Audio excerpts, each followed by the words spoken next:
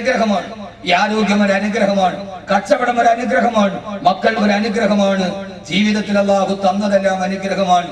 ഈ നാവിന് സംസാരിക്കാൻ ശേഷി തന്ന ഇതേ തമ്പുരാന് തന്നെ ഈ നാവിന്റെ ശേഷി ഇല്ലാതാക്കാനും പടച്ച തമ്പുരാൻ ഒരൊറ്റ നിമിഷം മാത്രം മതി. അങ്ങനെയൊക്കെ ലോകത്ത് സംഭവിച്ചിട്ടുണ്ട് എന്ന ബോധം നമ്മുടെ എല്ലാവരെയും മനസ്സിൽ അല്ലാഹു നൽകി അനുഗ്രഹിക്കുമാറാകട്ടെ. മനുഷ്യർ, പൊതുജനങ്ങൾ അതെന്ത് പറയുന്നു നമ്മൾ നോക്കേണ്ട കാര്യമില്ല. പടച്ചറബിന്റെ മുമ്പിൽ, അള്ളാഹുവിന്റെ മുമ്പിൽ, അള്ളാഹുവേ എനിക്ക് ആത്മാർത്ഥമായിട്ട് നിന്നോട് പറയാൻ കഴിയും. പടച്ചറബേ, നെറ്റി കൊണ്ടുപോയി നിന്റെ മുമ്പിൽ കുനിച്ചു വെച്ചിട്ട് അള്ളാഹുവേ എന്റെ കൽബ് തുറന്നു കാണിച്ച് എനിക്ക് പറയാൻ കഴിയും, അള്ളാഹുവേ നീ തന്ന അനുഗ്രഹത്തിൽ ഞാൻ ഇതേവരെ അഹങ്കരിച്ചിട്ടില്ല, അള്ളാഹുവേ നിന്നെ ഓർത്ത് അറിഞ്ഞാണ് ഞാൻ ജീവിച്ചത് എന്ന് പറയാൻ കഴിയുന്ന ഒരു മനസ്സ് അള്ളാഹു എനിക്കും നിങ്ങൾക്കും അള്ളാഹു നൽകി അനുഗ്രഹിക്കുമാറാകട്ടെ എന്ന ദുആയോടുകൂടി നന്ദിയുണ്ടെങ്കിലേ വർധനവുണ്ടാവൂ, കൃതജ്ഞതയുണ്ടെങ്കിലേ വർധനവുണ്ടാവൂ, കൃതജ്ഞതയുണ്ടെങ്കിലേ താഴ്ചയുണ്ടാവൂ. അള്ളാഹു നന്ദിയുള്ളവരിൽ നമ്മെ ഉൾപ്പെടുത്തി അനുഗ്രഹിക്കുമാറാകട്ടെ. ആമീൻ മനുഷ്യന്മാരെ.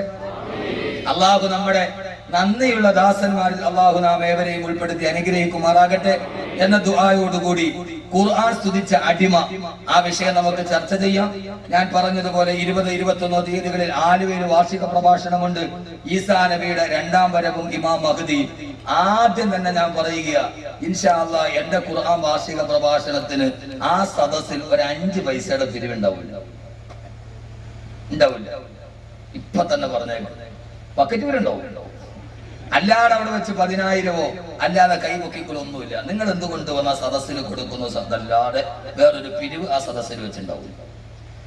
ഇൻഷാ അല്ലാഹ് ആ വിഷയം ഈസാ നബിയുടെ 2ാം വരവ്, ഇമാം മഹ്ദി, ഈ 2 ദിവസവും 2 വിഷയം പരമാവധി ഇൻഷാ അല്ലാഹ് പറഞ്ഞു തീർക്കാനുള്ള പുറപ്പാടിലാണ്. അതിനുവേണ്ടി അശ്രാന്ത പരിശ്രമം നടത്തുന്നതിന്റെ പ്രവർത്തകർ അല്ലാഹു വർഗമായ പ്രതിഫലം നൽകി അനുഗ്രഹിക്കട്ടെ. ഞാൻ എന്റെ വിഷയത്തിലോട്ട് കടക്കുന്നു. ഖുർആൻ സ്തുതിച്ച അടിമ. അടിമകൾ 2 വിഭാഗമാണ്. ഒന്ന് അള്ളാഹുവിന്റെ അടിമ, മറ്റൊന്ന് മനുഷ്യന്റെ അടിമ. ലോകത്തെ അടിമകൾ 2 വിഭാഗം മാത്രമേ ഉള്ളൂ, വേറെ ഒന്നുമില്ല. ഒന്ന് അള്ളാഹുവിന്റെ അടിമ, 2 മനുഷ്യന്റെ അടിമ. ഈ 2 അടിമകൾ തമ്മിലുള്ള ഏറ്റവും പ്രധാനപ്പെട്ട വ്യത്യാസം, മനുഷ്യന്റെ അടിമയായി മാറിയാൽ ആ അടിമയെ കൊണ്ട് ഉടമയ്ക്കാണ് ലാഭമുണ്ടാവുന്നത്. പക്ഷേ അള്ളാഹുവിന്റെ അടിമയായി മാറിയാൽ ഉടമയെ കൊണ്ട് അടിമയ്ക്കാണ് നേട്ടമുണ്ടാവുന്നത്. വളരെ വ്യത്യാസത്തോടെ നമ്മൾ മനസ്സിലാക്കുക, നന്നായിട്ട് മനസ്സിലാക്കണം. ഒന്ന് അടിമകൾ 2 വിഭാഗം, ഒന്ന് അള്ളാഹുവിന്റെ അടിമ, മറ്റൊന്ന് മനുഷ്യന്റെ അടിമ. നമ്മൾ വേറൊരു മനുഷ്യന്റെ അടിമയായാൽ, ഒരു രാഷ്ട്രീയ നേതാവിന്റെ അടിമയായാൽ, ഒരു നേതൃത്വത്തിന്റെ അടിമയായാൽ ആ നേതൃത്വത്തിന് അടിമയെ കൊണ്ട് ഗുണമുണ്ടാകുമെന്നല്ലാതെ അവരെ കൊണ്ട് അടിമകൾക്ക് ഗുണമുണ്ടാകൽ വളരെയേറെ കുറവാണ്. നമ്മൾ കാണുന്നത് അങ്ങനെയാണ്. പക്ഷേ അള്ളാഹുവിന്റെ അടിമയായാൽ നേട്ടമാർക്ക് അടിമയ്ക്ക്, ഉടമയ്ക്കല്ല. നമ്മൾ അടിമയായി എന്നതുകൊണ്ട് ഉടമയ്ക്ക് യാതൊരുവിധ നേട്ടവുമില്ല. നമ്മുടെ അടുക്കൽ നിന്ന് അള്ളാഹു ആകുന്ന ഉടമയ്ക്കൊന്നും നേട്ടേണ്ടതില്ല. പക്ഷേ അള്ളാഹുവിന്റെ യഥാർത്ഥ അടിമയായി മാറാൻ കഴിഞ്ഞാൽ, അള്ളാഹുവിന്റെ യഥാർത്ഥ അടിമയായി മാറാൻ കഴിഞ്ഞാൽ ആ അടിമത്ത മനോഭാവം കൊണ്ടുള്ള യഥാർത്ഥ നേട്ടമാർക്ക. അത് അടിമത്ത മനോഭാവത്തോടെ പടച്ചറപ്പിന്റെ അടിമയായി ജീവിക്കുന്ന നമുക്ക് നൽകുകയാണ് ആണ് എങ്കിൽ അല്ലാഹു സുബ്ഹാനഹു വ തആല അവന്റെ സൃഷ്ടികളായ മനുഷ്യർക്ക് നൽകുന്ന ബഹുമതിയിൽ ഏറ്റവും വലിയ ബഹുമതി അള്ളാഹുവിന്റെ അടിമയായി മാറുക എന്നതാണ്. അതിനപ്പുറത്തോളം വലിയ ഒരു ബഹുമതി വേറെയില്ല. അള്ളാഹുവിന്റെ സൃഷ്ടികളിൽ അള്ളാഹു നൽകുന്ന അനുഗ്രഹത്തിൽ ഏറ്റവും വലിയ അനുഗ്രഹം ഈ ഫീഡ്ബാക്ക് ചെയ്യണം.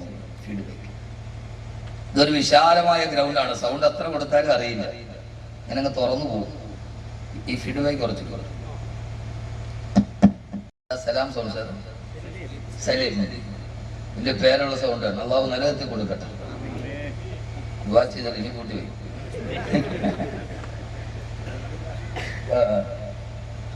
അല്ലാഹു സുബ്ഹാനഹു വ തആല അവന്റെ പടപ്പുകൾക്ക് നൽകുന്ന ബഹുമതിയിൽ ഏറ്റവും പ്രധാനപ്പെട്ട ബഹുമതി, ഏറ്റവും വലിയ ബഹുമതി അള്ളാഹുവിന്റെ അടിമ, അബ്ദ് എന്ന് പറയുന്ന ബഹുമതിയാണ്. റസൂലാണോ നബിയാണോ അബ്ദാണോ അടിമയാണോ അള്ളാഹുവിന് ഏറ്റവും ഇഷ്ടപ്പെട്ട ബഹുമതി? ഏറ്റവും ഇഷ്ടപ്പെട്ട ബഹുമതി ഒരു മനുഷ്യൻ അള്ളാഹു നൽകുന്ന പ്രധാനപ്പെട്ട ബഹുമതി റസൂലാവുക, നബിയാവുക, അടിമയാവുക. ഇതിൽ ഏറ്റവും വലിയ ഏറ്റവും പ്രധാനപ്പെട്ട അനുഗ്രഹം ഏതാണ്? അതറിയണമെങ്കിൽ നമ്മൾ ചോദിക്കേണ്ടത് ആദരവായ പ്രവാചകൻ നബി മുഹമ്മദ് മുസ്തഫ, ആദരവായ പ്രവാചകൻ നബി മുഹമ്മദ് മുസ്തഫ അള്ളാഹുവിന്റെ റസൂലിന്റെ അടുക്കലേക്ക് വന്ന് നബി അലൈഹിസ്സലാത്തു വസ്സലാം അള്ളാഹുവിന്റെ റസൂലിനോട് ചോദിച്ചു, അല്ലാഹുവിന്റെ തിരുദൂതരേ, യാ റസൂലല്ലാഹ്, അല്ലാഹു സുബ്ഹാനഹു വ തആല നിങ്ങൾക്ക് അനുവാദം നൽകിയിരിക്കുകയാ. അല്ലാഹുവിന്റെ റസൂലാകണോ, അല്ലാഹുവിന്റെ നബിയാകണോ, അതല്ല അല്ലാഹുവിന്റെ അബ്ദാകണോ, പ്രവാചകനാകണോ, നബിയാകണോ, അല്ലാഹുവിന്റെ അടിമയാകണോ? ഏത് ബഹുമതിയാണ് നബി അങ്ങേക്ക് വേണ്ടത്? ബിമയുസരിഫുക യാ റസൂലല്ലാഹ്. അല്ലാഹു ചോദിച്ചു, തിരുദൂതരേ, ഏത് പദവി വന്നിട്ടാ ഞാൻ അങ്ങേ ബഹുമാനിക്കേണ്ടത്? അഖില ലോക ബ്രഹ്മാണ്ഡ കടാകത്തെ സൃഷ്ടിക്കാൻ കാരണഭൂതരായ ഈ ലോകത്തിന്റെ സന്മാർഗത്തിന്റെ വെളിച്ചമായ അല്ലാഹുവിന്റെ റസൂലിനോടാണ് ചോദ്യം വരുന്നത്. നബിയെ, ഏത് ബഹുമതിയാണ് വേണ്ടത്? അല്ലാഹുവിന്റെ തിരുദൂതരേ, റസൂൽ എന്ന ബഹുമതി വേണോ? അതല്ല നബി എന്ന ബഹുമതി വേണോ? അതല്ല ഒരു അബ്ദ്, ഒരു അടിമ എന്ന ബഹുമതി വേണോ? ആ സമയത്ത് അല്ലാഹുവിന്റെ റസൂൽ തിരഞ്ഞെടുത്തതല്ല, അല്ലാഹുവേ അല്ലാഹുവേ അല്ലാഹുവേ പിന്നിസുബതീരയിക. അല്ലാഹുവിന്റെ റസൂൽ പറഞ്ഞത് അല്ലാഹുവേ, റസൂൽ എന്ന ബഹുമതിയല്ല, നബി എന്ന അടയാളമല്ല. അല്ലാഹുവേ, നിന്നിലേക്ക് ചേർത്തിട്ട് നിന്റെ അടിമ എന്ന് പറയാ.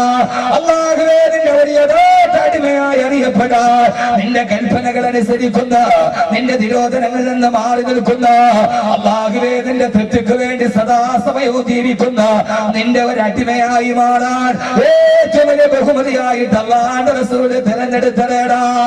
അതുകൊണ്ടല്ലേ അല്ലാഹുവിന്റെ റസൂലിന്റെ ഏറ്റവും വലിയ അനുഗ്രഹം പറയുമ്പോ, മിഅ്റാജിന്റെ യാത്രയുടെ കഥ പറയുമ്പോ അല്ലാഹു പറയുന്നത് എന്തെന്നറിയുമോ? സുബ്ഹാനല്ലദീ അസ്റാ ബിഅബ്ദിഹി ലൈലൻ മിനൽ മസ്ജിദിൽ ഹറാം. സുബ്ഹാനല്ലദീ അസ്റാ ബിഅബ്ദിഹി. തന്റെ പ്രവാചകനെ വാനാരോഹണം ചെയ്യിച്ചവനെന്നല്ല, തന്റെ നബിയെ വാനാരോഹണം ചെയ്യിപ്പിച്ചവനെന്നല്ല. അല്ലാഹു പറഞ്ഞതെന്താ? എന്റെ അടിമയെ, എന്റെ യഥാർത്ഥ അടിമയെ സപ്തവാനങ്ങളും താണ്ടിക്കിടന്ന് ആകാശത്തിന്റെ നഭോമണ്ഡലത്തിലേക്ക് വാനയാത്ര ചെയ്യിപ്പിച്ച അല്ലാഹു എത്രയോ പരിശുദ്ധനാ. അല്ലാഹുവിന്റെ അടിമ എന്ന പദമാണ് ഏറ്റവും വലിയ പദവി എന്ന് പരിചയപ്പെടുത്തിയത് കൊണ്ടാ നൂഹ് നബി അലൈഹിസ്സലാത്തു വസ്സലാമിനെ ഖുർആൻ പരിചയപ്പെടുത്തുമ്പോ അല്ലാഹു നൂഹ് നബിയെ കുറിച്ച് പറഞ്ഞിട്ടുണ്ട്, ഇന്നഹു കാന അബ്ദൻ ശകൂറാ, ഇന്നഹു കാന അബ്ദൻ ശകൂറാ. നൂഹ് നബി വല്ലാതെ നന്ദിയുള്ള എന്റെ അടിമയാ, എന്റെ അടിമയാ, എന്റെ അടിമയാ, എന്റെ അടിമയാ. തൊട്ടിലിന്റെ ഉള്ളില് പ്രസവിച്ചു വീടുമ്പോ ആദ്യമായി ലോകത്തിന്റെ പുറംതരിയുടെ മുകളിലോട്ട് കടന്നു വരുമ്പോ നാവ് കൊണ്ട് തുറന്നിട്ട് ആദ്യത്തെ വാക്യം പറയുമ്പോ ആദ്യത്തെ ഭാഷാ പദാവലി പറഞ്ഞ റൂഹുല്ലാഹി ഈസാ നബി അലൈഹിസ്സലാത്തു വസ്സലാം ആദ്യമായിട്ട് തന്നെ കുറിച്ച് പരിചയപ്പെടുത്തിയതെന്താ? ഖാല ഇന്നി അബ്ദുല്ലാഹ് അതാനിയൽ കിതാബ വജഅലനീ നബിയാ. ആദ്യമായിട്ട് തൊട്ടിലോട്ട് പറന്നു വീടുന്നതിന് മുമ്പേ, ചോരയുടെ മണം മാറുന്നതിന് മുമ്പേ ആദ്യമായി സംസാരിച്ച ഈസാ നബി പറഞ്ഞിടണ്ട, ഞാൻ ദൈവത്തിന്റെ പുത്രനല്ല, ഞാൻ യേശുവിന്റെ സഹോദരനല്ല, ഞാൻ മറ്റൊരാളുടെ പാപം പേറാൻ വന്നവനല്ല. ഖാല ഇന്നി അബ്ദുല്ലാഹ്, ഞാൻ അല്ലാഹുവിന്റെ ഒരടിമയാണ്, ഞാനൊരടിമയാണ്. എല്ലാവരെയും പോലെ ഞാനും ഒരടിമത്ത മനോഭാവമുള്ളവരാണെന്ന് എന്റെ പ്രിയപ്പെട്ട സഹോദരങ്ങള്. അല്ലാഹു നൽകുന്ന നമ്മുടെ പദവിയിൽ സമ്പത്ത് നൽകട്ടെ, ആരോഗ്യം നൽകട്ടെ, സൗന്ദര്യം നൽകട്ടെ, ഏത് കിട്ടിയാലും ഈ ദുനിയാവിന് കിട്ടുന്ന ഏറ്റവും വലിയ ബഹുമതി ബഹുമതിയേടാ. അതുകൊണ്ടല്ലേ ബഹുമാനപ്പെട്ട പ്രവാചകന്മാര് ദുആ ചെയ്തപ്പോ അല്ലാഹുവേ അധികാരം വേണമെന്നല്ല, സമ്പത്ത് വേണമെന്നല്ല, സൗന്ദര്യം വേണമെന്നല്ല, അല്ലാഹുവേ വഅദ്ഖിൽനീ ബിറഹ്മതിക ഫീ ഇബാദിക സാലിഹീൻ. അല്ലാഹുവേ അല്ലാഹുവേ അല്ലാഹുവേ അപാരമായ നിന്റെ കാരുണ്യത്തിന്റെ ഉള്ളിൽ എന്നെ ഉൾപ്പെടുത്തിയിട്ട് ഫീ ഇബാദിക സാലിഹീൻ, നിന്റെ ഒരു സാലിഹായ അടിമയായി, നിന്റെ ഒരു യഥാർത്ഥ അടിമയായി, നിന്റെ മുമ്പിൽ തലകുനിക്കുന്ന അടിമയായി, നിന്നോട് യാചിക്കുന്ന, നിന്റെ മുമ്പിൽ കണ്ണുനീരിട്ട് വീഴുന്ന, നിന്റെ മുമ്പിൽ സമസ്തവും സമർപ്പിക്കുന്ന ഒരടിമയെന്ന പദവി ലഭിച്ചാൽ, ഒരടിമയെന്ന പദവി ലഭിച്ചാൽ, ഒരടിമയെന്ന പദവി ലഭിച്ചാൽ, അതുകൊണ്ടല്ലേ ഖാദിയാദ് റളിയല്ലാഹു തആല പാടിപ്പോയത് അല്ലാഹുവേ വമിമ്മാ സാദനി ശറഫൻ വതീഹാ വസിതു ബിഖമസയ്യത തുറയ്യാ ദഖൂലി തഹത ഖൗലിക യാ ഇബാദി وأنا سيرت أحمد لي نبيا. അല്ലാഹുവേ ആകാശമണ്ഡലത്തിൽ തത്തിക്കളിക്കുന്ന പുഞ്ചിരി പൊടിക്കുന്ന കാർത്തിക നക്ഷത്രത്തെ എന്റെ കൈവെള്ളയിൽ എടുത്തു തരാമെന്ന് ഒരാൾ എന്നോട് പറഞ്ഞ, ആകാശത്തിന് മിന്നിത്തിളങ്ങുന്ന തുറയ്യാ നക്ഷത്രം എന്റെ കൈവെള്ളയിൽ കിട്ടുന്നതിനേക്കാൾ അല്ലാഹുവേ എനിക്ക് ഇഷ്ടമേടെന്നറിയോ? അദ്ഖൂലി തഹത ഖൗലിക യാ ഇബാദി, യാ ഇബാദി, എന്റെ അടിമകളെ, എന്റെ അടിമകളെ, എന്റെ അടിമകളെ എന്ന് പടച്ചറപ്പേ നീ വിളിക്കുമ്പോ നിന്റെ ഒരടിമയായിട്ട് നിന്റെ വിളിക്കുള്ളിൽ ചേരാൻ നാളെ മഹിശറയിലെത്തുമ്പോ യാ ഇബാദി, എന്നെ അടിമകളെ എന്ന് വിളിക്കുമ്പോ ഓ സമയത്ത് അല്ലാഹുവേ മഹിശറയിൽ നിന്റെ ആലസ്യന്റെ തണല് കിട്ടുന്ന അടിമയാകാതെ അല്ലാഹുവേ എന്റെ പ്രിയപ്പെട്ട അടിമകളെ സ്വർഗത്തിലേക്ക് പൊക്കോ എന്ന് പറയുമ്പോ ആ സമയത്ത് നിന്റെ അടിമകളുടെ കൂട്ടത്തിൽ സ്വർഗത്തിലേക്ക് പോകാൻ എനിക്ക് കഴിഞ്ഞ, അതാണ് എന്റെ ജീവിതത്തിന്റെ ഏറ്റവും വലിയ അനുഗ്രഹം എന്ന് പറഞ്ഞു ബഹുമാനപ്പെട്ട ഖാദി ഇയാദ് റളിയല്ലാഹു അൻഹു. ഒരു മനുഷ്യൻ, ഞാൻ നിങ്ങളും ജീവിതത്തിൽ ആഗ്രഹിക്കേണ്ട ഒരു പദവിയാണ് അള്ളാഹുവിന്റെ അടിമയായി മാറുക. അള്ളാഹുവിന്റെ അടിമയായി മാറുക. അള്ളാഹു നമ്മളെ അടിമകളാക്കി തരട്ടെ. എന്താ മനുഷ്യന്മാരെ ആമേൻ പറയാ? അടിമയാവാൻ ഇത്ര പാടാ? അള്ളാഹു നമ്മളെ അടിമകളാക്കി തരട്ടെ. എപ്പോഴും ഉടമയാവാനല്ല, നമുക്കൊരു വലിയ ആഗ്രഹം എപ്പോഴും ഉടമയാവാനാ. ഒരു നല്ല വീതിയുള്ള കരയുള്ള ഒരു പശമുഖ്യ മുണ്ടൊക്കെ ഇട്ട്, ഞാൻ എന്നെ തന്നെ പറയണത്, വേറെ ആരെ പറയണത്? വേറെ ആരെങ്കിലും പറയുമ്പോഴല്ലോ കുഴപ്പമില്ല, എന്നെ പറയാൻ കുഴപ്പമില്ലല്ലോ. നമുക്കെപ്പോഴും ഇഷ്ടം എന്താ? നല്ല വീതിയുള്ള കരയുള്ള പശയുള്ള മുണ്ടൊക്കെ മുക്കി, അതൊക്കെ കഴിഞ്ഞിട്ട് ഒരു നല്ല പശയിൽ കൊണ്ട് ഇച്ചിരി കതറ് കോട്ടനൊക്കെ ഇട്ട് വൈകുന്നേരം ആകുമ്പോൾ രാവിലെ ആകുമ്പോൾ നന്നായിട്ട് ഇങ്ങനെ ഇറങ്ങിയിട്ട്, നമ്മുടെ പ്രൈവറ്റ് കമ്പനിയിൽ 10 ജോലിക്കാരുണ്ടെങ്കിൽ, അതല്ലെങ്കിൽ നമ്മുടെ കമ്പനിയിൽ 10 ജോലിക്കാരുണ്ടെങ്കിൽ കടന്നു പോകുന്ന വഴിയിൽ വരുമ്പോൾ തന്നെ അത്തറിന്റെ മണമടിക്കുന്നു, ഗുഡ് മോർണിംഗ് സാർ. അങ്ങനെ വിളിച്ച് ഒരു ഉടമയാകാൻ ഇഷ്ടമില്ലാത്തവരാരാ ഉള്ളത്? ഏതൊരാളെ കണ്ടാലും പറയും എന്താ ജോലി? കമ്പനി നടത്താൻ 10-15 ജോലിക്കാരുണ്ട്. 10-15 ജോലിക്കാരുണ്ട് എന്ന് പറഞ്ഞാൽ അതിന്റെ അർത്ഥം എന്താ? ഞാൻ ആ 15 പേരുടെ ഉടമയാണെന്നാണ്. ഉടമയാകാൻ ആഗ്രഹിക്കാം, പക്ഷെ അടിമയാകാൻ ആഗ്രഹിക്കണം. അള്ളാഹുവിന്റെ അടിമയാകാൻ. അങ്ങനെ അള്ളാഹു ഒരു അടിമയെ പരിചയപ്പെടുത്തുന്നുണ്ട്. ഇൻഷാ അല്ലാഹ് അതാണ് നമ്മുടെ വിഷയം. അള്ളാഹു നമ്മൾ അങ്ങനെ ആക്കട്ടെ. അള്ളാഹു നമ്മൾ അങ്ങനെ ആക്കട്ടെ. എന്താ ആമീനില്ലാത്തത്? കണ്ടന്തരക്കാരെ ആമീനില്ലാത്തത് എന്താ? കേരളത്തിൽ ഒരു വലിയ പെരുന്നാൾ 200 പോത്ത് നടക്കുന്ന സ്ഥലമുണ്ടെങ്കിൽ അത് കണ്ടന്തറയാണ്. അള്ളാഹു നിലനിർത്തി കൊടുക്കട്ടെ, നീ വർദ്ധിപ്പിച്ചു കൊടുക്കട്ടെ. കണ്ടന്തര കേരളത്തിൽ 200-ലധികം പോത്തുകൾ ഇറക്കുന്ന ഒരു സ്ഥലമുണ്ടെങ്കിൽ ഇത് കണ്ടന്തറയാണ്. അള്ളാഹു ആ ഒരു മനസ്ഥിതി അള്ളാഹു നിലനിർത്തി കൊടുക്കട്ടെ. ഏതുകൊണ്ടും വിഭവശേഷി കൊണ്ടും സാമ്പത്തിക ശേഷി കൊണ്ടും അള്ളാഹു നന്നായിട്ട് അനുഗ്രഹിച്ച ഒരു മഹല്ലാണ് ഈ മഹല്ല്. അള്ളാഹു അതിനെ നിലനിർത്തി കൊടുക്കുമാറാകട്ടെ. അള്ളാഹു ഈ മഹല്ലിലെ ജനങ്ങളെ അള്ളാഹു സ്വീകരിക്കുമാറാകട്ടെ. ഇവിടെ എത്തിയ എല്ലാവർക്കും അള്ളാഹു അനുഗ്രഹം നൽകി അള്ളാഹു ജീവിതത്തിൽ നിലനിർത്തുമാറാകട്ടെ. എന്റെ പ്രിയപ്പെട്ട സഹോദരങ്ങളെ, എല്ലാം കയ്യിൽ കിട്ടുമ്പോ ദുനിയാവുണ്ടാവും, സമ്പത്തുണ്ടാവും. പക്ഷെ ആ സമ്പത്ത് നാളെ നിലനിൽക്കണമെന്നില്ലല്ലോ. ആ സമ്പത്ത് നാളെ നിലനിൽക്കണമെന്നില്ലല്ലോ. ഖുലില്ലാഹുമ്മ മാലികൽ മുൽകി തുഅ്തിൽ മുൽക മൻ തശാഉ വതൻസിഉൽ മുൽക മിമ്മൻ തശാഉ വതുഇസ്സു മൻ തശാഉ വതുദില്ലു മൻ തശാഉ ബിയദികൽ ഖൈർ ഇന്നക അലാ കുല്ലി ഷൈഇൻ ഖദീർ. അല്ലാഹു തന്നെ പഠിപ്പിച്ചതെന്താ? ഖുൽ, ഓ നബിയെ പറഞ്ഞു കൊടുക്കുക, ഓ നബിയെ പറഞ്ഞു കൊടുക്കുക. എപ്പോഴും പറയണം അല്ലാഹുമ്മ മാലികൽ മുൽകി തുഅ്തിൽ മുൽക മൻ തശാഉ. എല്ലാ അധികാരത്തിന്റെയും ഉടമസ്ഥനായ തമ്പുരാനെ, അധികാരം നീ ആഗ്രഹിക്കുന്ന കയ്യിൽ വെച്ചു കൊടുക്കുന്നവനാണ്. ആഗ്രഹിക്കുന്നവരെ കയ്യിൽ നിന്ന് ഒരൊറ്റ നിമിഷം കൊണ്ട് നീ അത് ഊരിയെടുക്കുന്നവനാ റബ്ബേ. അല്ലാഹുവേ, അധികാരം നിലനിൽക്കുന്നതല്ല. സഹോദരങ്ങൾ, അമേരിക്കയുടെ പാവ സർക്കാരായി മാറി അഫ്ഗാനിലെ പാവപ്പെട്ട നിരപരാധികളുടെ കരുത്തറച്ചിട്ട് ചെങ്കോര കൊണ്ട് അഫ്ഗാനികളുടെ പാവപ്പെട്ട ഇസ്ലാമിസ്റ്റുകളുടെ ചെങ്കോര കൊണ്ട് കയ്യിൽ മുക്കിയിട്ട് ഇൻകിലാബ് വിളിച്ച ഏകാധിപതിയായ നജീബുള്ള അവസാനം കോൺസുലേറ്റ് മന്ദിരത്തിന്റെ വിളക്കുകാലിൽ കുത്തിയാട്ടപ്പെട്ടെങ്കിൽ നജീബുള്ള എന്ന ഭരണാധികാരി കോൺസുലേറ്റ് മന്ദിരത്തിന്റെ വിളക്കുകാലിൽ കെട്ടിത്തൂക്കപ്പെട്ടെങ്കിൽ ഇന്നത്തെ ഭരണാധികാരി നാളത്തെ ഏറ്റവും വലിയ യാചകനായി മാറുന്ന 48 വർഷക്കാലം ഈജിപ്തിനെ അടക്കി ഭരിച്ചിട്ട് ഒരു ജൂത പെണ്ണിന്റെ ചൂടും അനുഭവിച്ച ഹുസ്നി മുബാറക് അവസാന സ്ഥാനപട്ടനാക്കപ്പെട്ടെങ്കിൽ അല്ലാഹു പറയുകയാണ് മനുഷ്യ അല്ല തന്ന സമ്പത്ത് വേണ്ടതുപോലെ വിനിയോഗിക്കില്ലെങ്കിൽ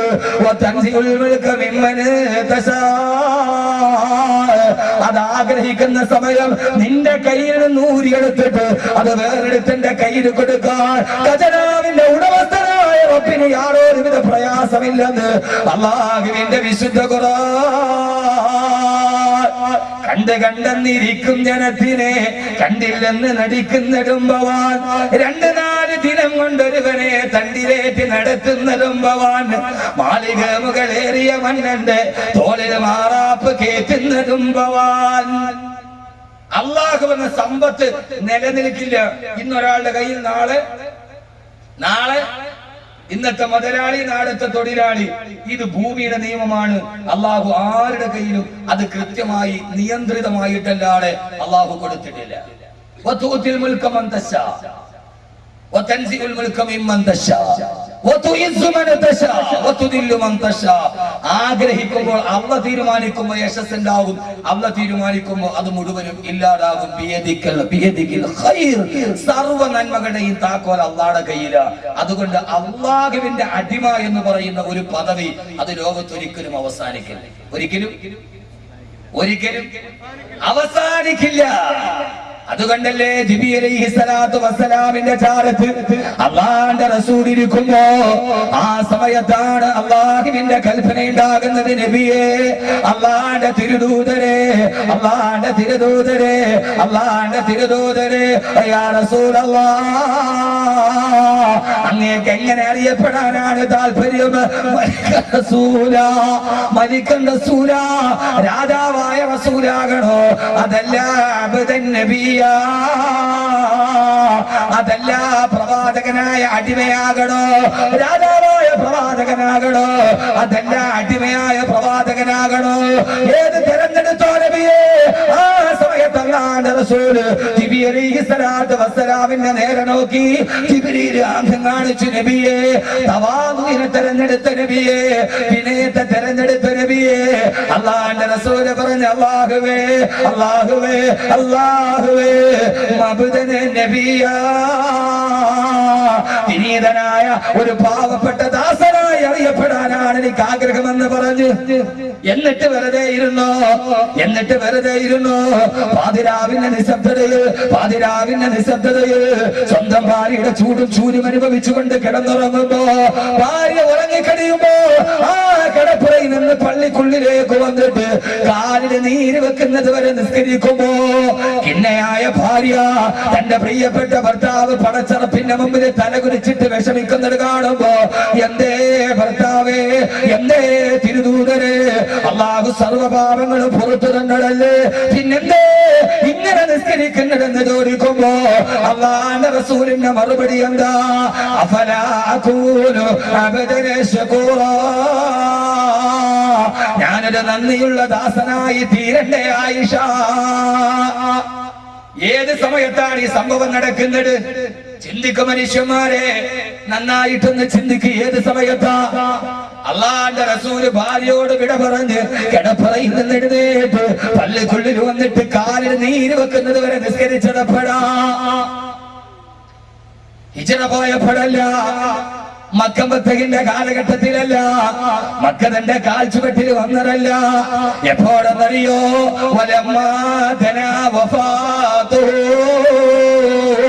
അള്ളാന്റെ റസൂലിന്റെ വഫാത്ത് എടുക്കുമ്പോ, അള്ളാന്റെ മുമ്പിലേക്ക് പോകേണ്ട സമയമാകുമ്പോ രാത്രിയിൽ കിടന്നിട്ട് ഉറക്കം വരുന്നില്ല. അള്ളാനോട് അടിമയാകണമെന്ന് ആവശ്യപ്പെട്ട് അടിമയായിട്ട് മനോഭാവമില്ലാതെ യഥാർത്ഥ അടിമയാകാതെ എങ്ങനെയാ പടച്ചറപ്പിന്റെ മുമ്പിൽ പോയി എഴുന്നേറ്റ് നിൽക്കുക എന്നോർത്തിട്ട് രാത്രി ഉറക്കമില്ലാതെ കാലിന് നീര് വെക്കുന്നത് വരെ നിസ്കരിച്ചു പോയി.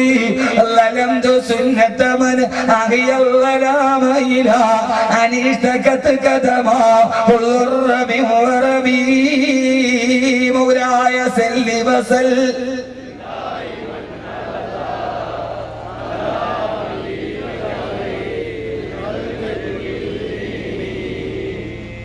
പാടി നമ്മൾ സുന്നികളാണ്. അല്ലാഹു സുബ്ഹാനഹു വ തആല മൗലായ സല്ലി വസല്ലിം ദായിമൻ അബദാ അലാ ഹബീബിക ഖൈറിൽ ഖൽഖി കുല്ലിഹിം وأثبت الوجود طيبرة ولنا مثل البحار يرى خديك والنبي. പാതിരാ സമയത്തിന്റെ കവിൾത്തടത്തിലൂടെ കണ്ണുനീര് തടം തല്ലിയാ തൊടുകയാ.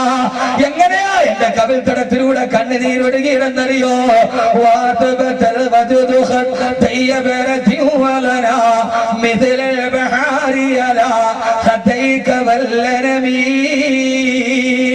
കടലിലെ തിരമാല പോലെ എന്റെ കവിളിലൂടെ കണ്ണുനീര് തടം തല്ലിയാ തൊടുക.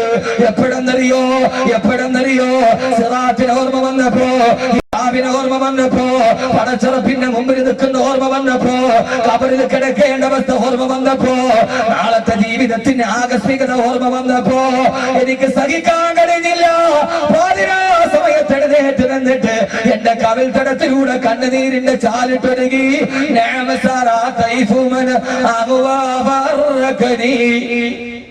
نعم سرى طيف من أهوى فأركني والحب يعترض اللذات بالعالمين. مولاي سل وسلم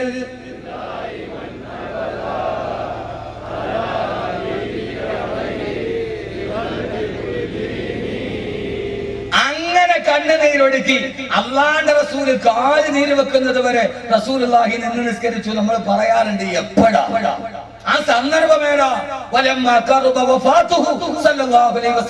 അള്ളാന്റെ റസൂല് വിട പറയാൻ സമയമായി.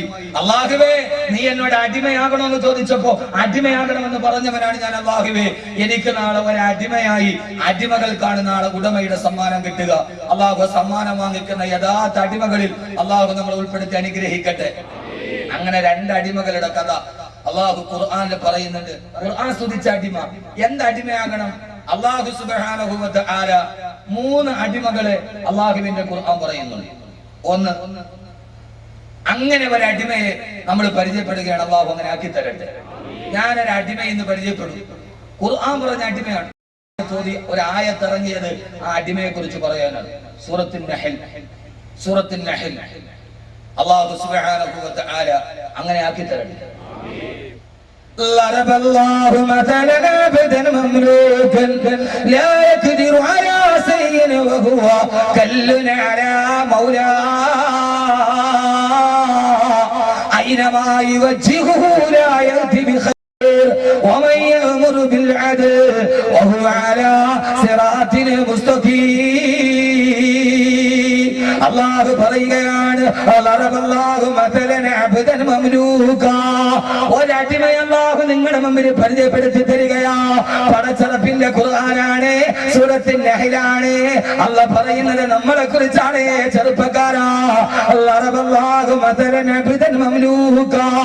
ഒരടിമയെ പടച്ചറപ്പ് നിങ്ങളുടെ മുമ്പിൽ പരിചയപ്പെടുത്തി തരികയാ. അവൻ ആരെന്നറിയോ?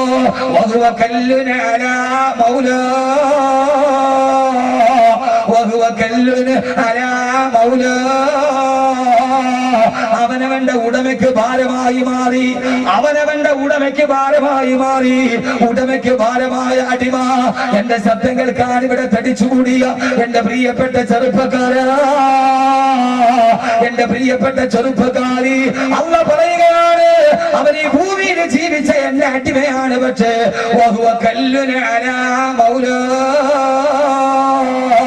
അവൻ ഉടമയ്ക്ക് ഭാരമായി മാറി.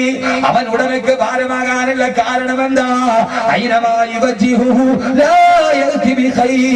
അവൻ എവിടേക്ക് തിരിഞ്ഞാലും ഒരു നന്മ അവൻ കൊണ്ടുവരികയില്ല. എവിടേക്ക് തിരിഞ്ഞാലും, ഇടത്തോട്ട് പോയാലും വലത്തോട്ട് പോയാലും മുമ്പോട്ട് പോയാലും പുറകിലോട്ട് പോയാലും അവൻ തിന്മ മാത്രമല്ലാതെ ചെയ്യില്ല.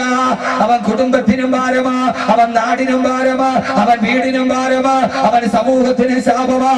അവനെ കൊണ്ട് ഈ ഭൂമിക്ക് ഭാരമല്ലാതെ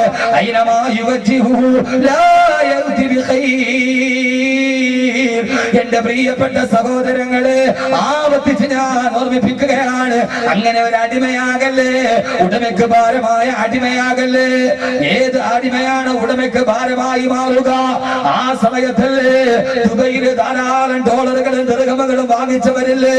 ഒരു എക്കോണമിക് ക്രൈസിസ് വന്നപ്പോ, ഒരു സാമ്പത്തിക മാന്ദ്യത വന്നപ്പോ, കുറെ തൊഴിലാളികൾ കമ്പനികൾക്ക് ഭാരമായപ്പോ ആ സമയത്ത് കമ്പനി പിരിച്ചുവിട്ടില്ലേ? ഇനി കമ്പനിക്ക് നിങ്ങൾ ഭാരമാണ്, നിങ്ങളെ തീറ്റിപ്പെട്ടാൻ ഞങ്ങൾക്ക് സാധ്യമല്ല, കൊടുത്തിട്ട് പിരിച്ചുവിട്ടില്ലേ? അല്ലാഹു പറയുകയാണ് ഈ അടിമകൾ എനിക്ക് ഭാരമായി മാറിയ, പടച്ചറപ്പിന് നമ്മുടെ ഭാരമായി മാറിയ, ബാങ്ക് വിളിച്ചാൽ നിസ്കരിക്കുകയില്ല, റമദാനിൽ നോമ്പ് പിടിക്കുകയില്ല, സാമ്പത്തികം കിട്ടിയാൽ സദഖ ചെയ്യുകയില്ല. എല്ലാം എനിക്ക് വേണ്ടി, എല്ലാം എനിക്ക് വേണ്ടി, എല്ലാം എനിക്ക് വേണ്ടി, എനിക്ക് വേണ്ടി. പടച്ചറപ്പ് കുറഞ്ഞ ഒരു കാര്യം ചെയ്യാതെ ആരെങ്കിലും ഉടമയ്ക്ക് ഭാരമാകുന്ന അടിമയായി മാറിയാൽ അവനെ പിന്നീട് ഉടമ ചെയ്യുന്നിടണ്ട, അവനെ അല്ലാഹു ഡിസ്മിസ് ചെയ്യുമെന്ന് അല്ലാഹുവിന്റെ വിശുദ്ധ ഖുർആൻ ഉടമയ്ക്ക് ഭാരമായ അടിമകളെ കുറിച്ചിട്ടാണ് അല്ലാഹുവിന്റെ ഖുർആനിൽ അല്ലാഹു പറഞ്ഞത്. അലം തറ കൈഫ ഫഅല റബ്ബുക ബിആദ് ഇറമദാത്തിൽ ഇമാദില്ലതി ലം യഖ്ലഖ മിഥ്ലുഹാ ഫിൽ ബിലാദ് وثمود الذين جابوا الصخر بالواد وفرعون ذي الأوتاد الذين طغوا في البلاد فكثروا فيها الفساد. സമൂഹ ഗോത്രത്തെ കണ്ടോ? അവനും എന്റെ അടിമയാ. ആദ് ഗോത്രത്തെ കണ്ടോ? അവനും എന്റെ അടിമയാ. ഫറോവയെ കണ്ടോ? അവനും എന്റെ അടിമയാ. പക്ഷേ ഈ ഭൂമിയിലെ ഒരു കുഴമ്പത്തിന്, ഇവിടത്തെ കുഴപ്പത്തിന് അവരുടെ പണം വിനിയോഗിച്ചപ്പോ അല്ലാഹു കൊടുത്ത പണമല്ലേ അത്. ചെമ്മണ്ണൂരിനാണെങ്കിലും ആലുക്കാണെങ്കിലും ലുലുവിനാണെങ്കിലും പണം കൊടുക്കുന്നതാരാ? പണം കൊടുക്കുന്നതാരാ?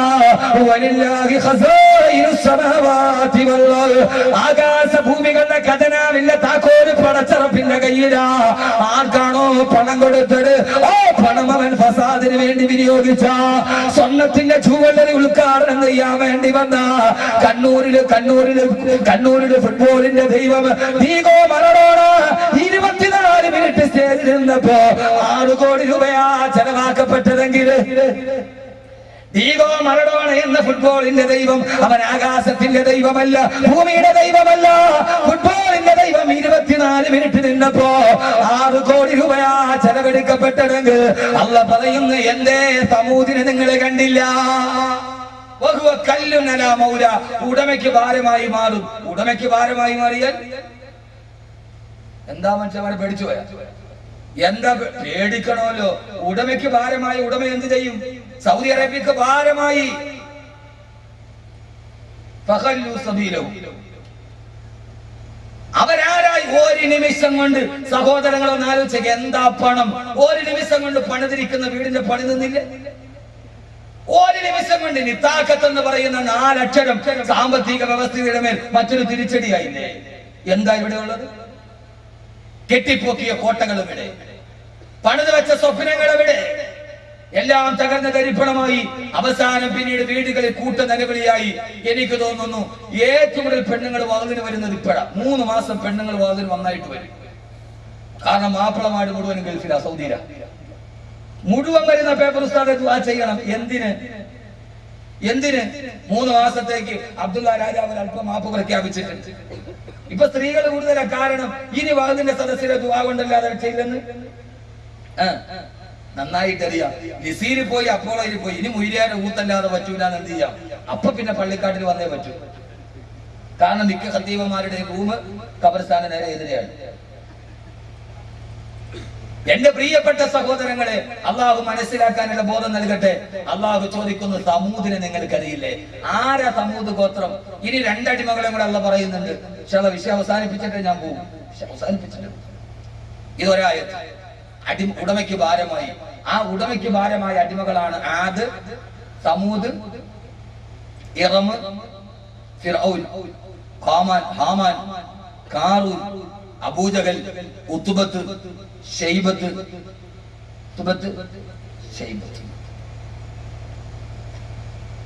وثمود الذين جابوا الصخر بالواد. സമൂദിനെ നിനക്കറിയില്ലേ?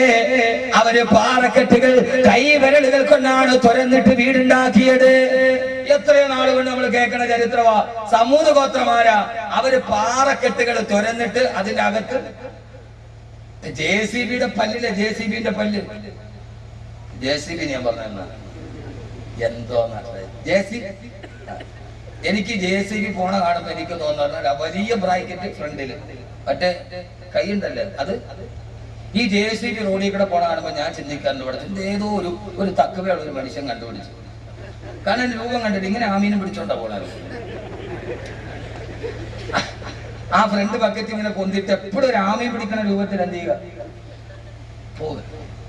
എന്തേ ഞാൻ ചിന്തിക്കാറുണ്ട്. കാരണം എന്താണെന്നറിയോ? ഒരു പുതിയ സാധനം കണ്ടുപിടിക്കുമ്പോ അയാളുടെ വിശ്വാസം എന്താണോ അത് ആ കണ്ടുപിടിക്കുന്ന സാധനത്തെ പ്രതിഫലിക്കും. ഇല്ലേ? ദുബൈയില് ബുർജുൽ അറബ് ടവർ ഉണ്ട്. അതിന്റെ ഏറ്റവും മുകളിൽ ഒരു കുരിശിന്റെ അടയാളമുണ്ട്. അത് പണിത എഞ്ചിനീയർ അമേരിക്കൻ ക്രിസ്ത്യാനിയാണ്. ആ ബുർജുൽ അറബിന്റെ ഫോട്ടോ വെച്ചിട്ടാണ് ദുബൈ പിന്നീട് നമ്പർ പ്ലേറ്റ് ഉണ്ടാക്കിയത്. സൗദി അറേബ്യ ആ നമ്പർ പ്ലേറ്റും വെച്ചുകൊണ്ട് സൗദി അറേബ്യ വണ്ടി കയറ്റൂല. കാരണം കുരിശിന്റെ അടയാളം. അയാളെല്ലാം വെച്ച് കഴിഞ്ഞിട്ട് അതിന്റെ മുകളിൽ എന്ത് വെച്ച് അതുകൊണ്ടല്ലേ KSRTC ബസ് സ്റ്റാൻഡിൽ ധാരാളം ദൈവങ്ങളുടെ ഫോട്ടോ കാണും. അത് ഓടിക്കുന്ന ഡ്രൈവർ ആരാ, കണ്ടക്ടർ ആരാന്ന് പെട്ടെന്ന് തിരിച്ചറിയാം. പക്ഷെ നമ്മളാരും ഇതിനകത്തോടെ മദീനയും മക്കയും വെക്കാറില്ല. നമ്മളെപ്പോഴും മതേതരത്ത് അങ്ങനെ തന്നെ കാത്തു. നിങ്ങൾ ഏതെങ്കിലും KSRTC ബസ്സിൽ നിങ്ങൾ കണ്ടിട്ടുണ്ടോ? ഏതെങ്കിലും KSRTC ബസ് സ്റ്റാൻഡിൽ കണ്ടിട്ടുണ്ടോ? എവിടെയെങ്കിലും കൊണ്ടുപോയി മക്കയുടെ മദീനയുടെ അള്ളാഹുവിനെ നോക്കണേ. നമ്മൾ ബോധമുള്ളവരാ എന്റെ പ്രിയപ്പെട്ട സഹോദരങ്ങളെ. അവരെ മിക്ക KSRTC ബസ് സ്റ്റാൻഡിലും കാണാൻ എത്ര ദൈവങ്ങളുണ്ടാവും. നമ്മൾ ആരുടെയും വിശ്വാസത്തെ മുറിപ്പെടുത്താനുള്ളവരല്ല. നമ്മുടെ വിശ്വാസം അങ്ങനെ തന്നെ കാത്തു സൂക്ഷിക്കുന്നതോടുകൂടെ തന്നെ മറ്റാളുടെ വിശ്വാസത്തേക്ക് നമ്മൾ കടക്കാറുമില്ല. അതാണ് മുസ്ലിമിന്റെ പൊതുധാര. അള്ളാഹു നിലനിർത്തി തരട്ടെ. സമൂദ് ഗോത്രം ഞാൻ പറഞ്ഞു. സമൂദ് ഗോത്രം കൈവിരലുകൾ കൊണ്ട് പാറ തുരന്നിട്ട് അതിന്റെ അകത്ത് വീടുണ്ടാക്കി. അതെന്തിനാ? അപ്പൊ വീടിന്റെ മുകളിൽ ഭരണ മനസ്സിലാവണില്ലേ? ഉണ്ടോ ഇല്ലയോ? ചുമ്മാ പറഞ്ഞു ഇതിപ്പോ പണ്ട് പോലെ നമ്മൾ പഠിക്കണ സമൂദാര. അവര് വിരല് മെഴുക് പോലെയാ പാറ തുരന്നു അതിന്റെ അകത്ത് വീട് വെച്ചു. അതിന്റെ മുകളില് വീടിന്റെ മുകളില് എന്തിട്ട് മനുഷ്യന്മാരാ പടച്ചവന്മാര്. വീടിന്റെ മുകളില് പാറ, വലിയ പാറ. അതെന്തിനാ അങ്ങനെ അവര് വീട് വെച്ചെന്തിനാ? ഇതവനെ ഖുർആന്റെ ഒരു ആയത്ത് കേൾക്കും ഒന്ന് ചിന്തിക്കണം. പടച്ചോനെ എന്താ അങ്ങനെ വെക്കാൻ കാരണം? ചുമ്മാ പാറ തുറക്കുവോ? ഇല്ലല്ലോ. അപ്പൊ എന്തിനാ തുറന്നേ? അവർക്കറിയാം.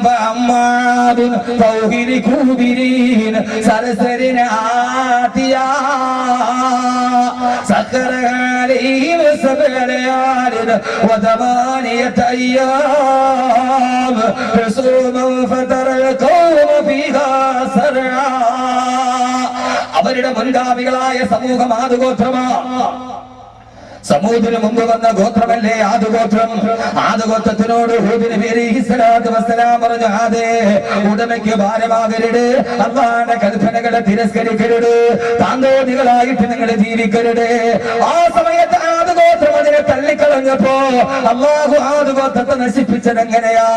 സത്തറഹാലയും സബഅലയാലിന വതമാനിയത അയ്യാം.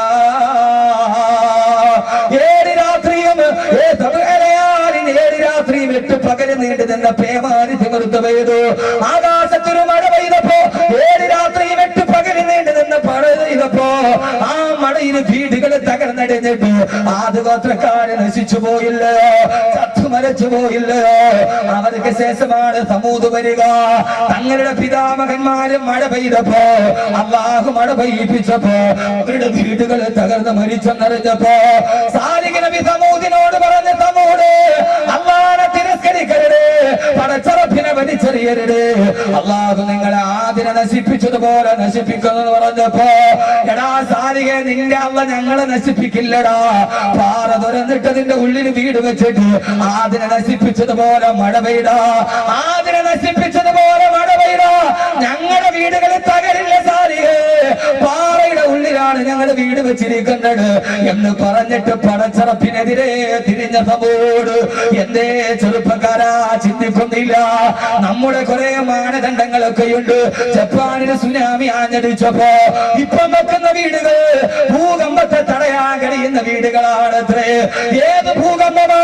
ഭൂകമ്പത്തെ തടയുന്ന വീടുകൾക്ക് ബോംബെ മുനിസിപ്പാലിറ്റി ഇപ്പോൾ അനുവാദം കൊടുക്കുകയുള്ളൂ.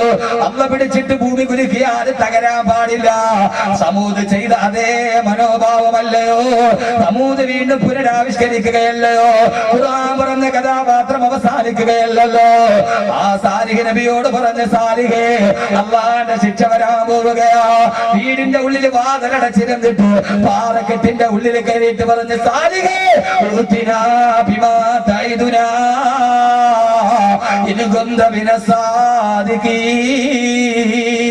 കഴിയുമെങ്കിൽ നിന്റെ അള്ളയോട് ഞങ്ങളെ നശിപ്പിക്കാൻ പറയടാ. സഹോദരങ്ങളെ, സഹോദരങ്ങളെ, സഹോദരങ്ങളെ, പേമാരി പെയ്തില്ല, കാർമേഘം വന്നില്ല, ആകാശം പിളർന്നില്ല, ഭൂമി കുലുങ്ങിയില്ല. ആകാശത്തിരിനാദം മുടങ്ങി.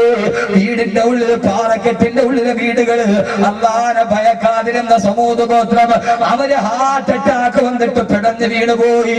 ആകാശത്തെ ഇടിനാദത്തിന്റെ ശബ്ദം സഹിക്കാൻ കഴിയാതെ 120 ഹെർട്സിന് മുകളിലോട്ടുള്ള ആവൃത്തിയുള്ള ശബ്ദ തരംഗം അതൊരു മനുഷ്യനെ സഹിക്കാൻ പറ്റില്ല. ആകാശത്തിന് വെള്ളിടി മുടങ്ങിയപ്പോ കൊന്നത്തടിയുടെ വലിപ്പമുള്ള സമൂദ് ഗോത്രം ഹാർട്ട് അറ്റാക്ക് വന്ന് ഇരുന്ന സ്ഥലത്തിരുന്നിട്ട് ചത്തുപോയെന്ന് അല്ലാഹുവിന്റെ വിശുദ്ധ ഖുർആൻ. മോനെ, മരിക്കില്ലെന്ന് പറഞ്ഞ ഫറോവയും മരിച്ചില്ലേ? പോട്ട് മരിച്ചില്ലേ? ബോംബെയിലെ പാവപ്പെട്ട നിരപരാധികളുടെ റൂഹിനെ പിടിച്ചെടുക്കാൻ പറഞ്ഞ ബാൾട്ടാക്കറിയുടെ റൂഹ് പിടിക്കാനും അസ്രായീൽ വന്നില്ലയോ? ഇവന്റെ റൂഹ് പിടിക്കാൻ ചൂണ്ടിക്കാണിച്ചവന്റെ റൂഹ് പിടിക്കാൻ അല്ല വന്നപ്പോ അവൻ അല്ലാഹുവിന് ഉടമയ്ക്ക് വേണ്ടാത്തവനായി മാറി.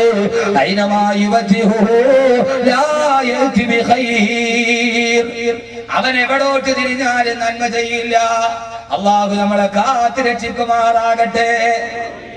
പിന്നെ മഴ പെയ്തില്ല, പിന്നെ ഇടിവെട്ടിയതേ ഉള്ളൂ, ചത്തു, തീർന്നു. ഇനി അതിന്റെ അപ്പുറത്തേക്ക് കഥയില്ല. ഇതാണ് ഖുർആൻ പഠിപ്പിക്കുന്ന പാഠം അള്ളാന്റെ അടിമകളെ കുറിച്ച്. ഇനി അടുത്ത ആയത്ത് അള്ളാഹു ഉടമയ്ക്ക് ഭാരമായ അടിമയാക്കാതിരിക്കട്ടെ. ആമീൻ പറയും മനുഷ്യന്മാരെ. ഒന്ന് ചിന്തിച്ചു നോക്ക്, അള്ളാഹ്ക്ക് വേണ്ടി ഞാൻ വല്ലതും ചെയ്യുന്നുണ്ടോ? നമ്മൾ സാധാരണ വാപ്പ പോലും പറയൂലേ, ഇനി നിനക്ക് ഈ തീറ്റയിൽ നിന്ന് തീറ്റിപ്പറ്റാൻ എന്നെ കൊണ്ട് പറ്റൂല, ഇറങ്ങിപ്പോയി ജോലി ചെയ്യാൻ വാപ്പ തന്നെ പറയൂലേ. പിന്നെ അല്ല വായു തരുന്ന അല്ല, ഭക്ഷണം നൽകുന്ന അല്ല, ആരോഗ്യം തന്ന അല്ല, ഭാര്യയെ തന്ന അല്ല, മക്കളെ തന്ന അല്ല, ഇതെല്ലാം തന്നിട്ടും തമ്മാടി പിന്നെ നീ ഇങ്ങനെ നടക്കുകയാണെങ്കിൽ ഇനി എനിക്ക് നിന്നെ വേണ്ടടാന്നല്ല തീരുമാനിച്ചാൽ എന്റെ പൊന്നു സഹോദരങ്ങളെ താഴെ കിടന്നിട്ടും മണ്ണി കിടന്ന് പെടയാനല്ലാതെ പിന്നെ പടച്ചറപ്പിന്റെ മുമ്പിലൂടെ നടക്കാൻ കഴിയില്ല. അള്ളാഹു കാക്കട്ടെ. ഞാൻ എന്റെ പൊന്നു സഹോദരങ്ങളോട് സഹോദരിമാരോട് കൽബിൽ തൊട്ട് പറയുകയാണ്, നമ്മുടെ ജീവിതം വെച്ചിട്ട് അള്ളാഹുവേ ഇന്നത്തെ ഒരു ദിവസം ഞാൻ പടച്ചറപ്പിന് വേണ്ടി എന്ത് ചെയ്തു എന്ന ഒരു തിരിച്ചുനോട്ടം ഉണ്ടാകട്ടെ. ഞാനൊരു ഭാരമാകുന്നു, ഞാൻ അള്ളാഹുവിന് ഭാരമായി മാറുന്നു. മദ്യപാനത്തിന്റെ, ചരസിന്റെ, ഗഞ്ചാവിന്റെ, പീഡനത്തിന്റെ, സർവ്വതിന്റെയും പണ്ടൊക്കെ ഉമ്മമാര് പറയുമായിരുന്നു,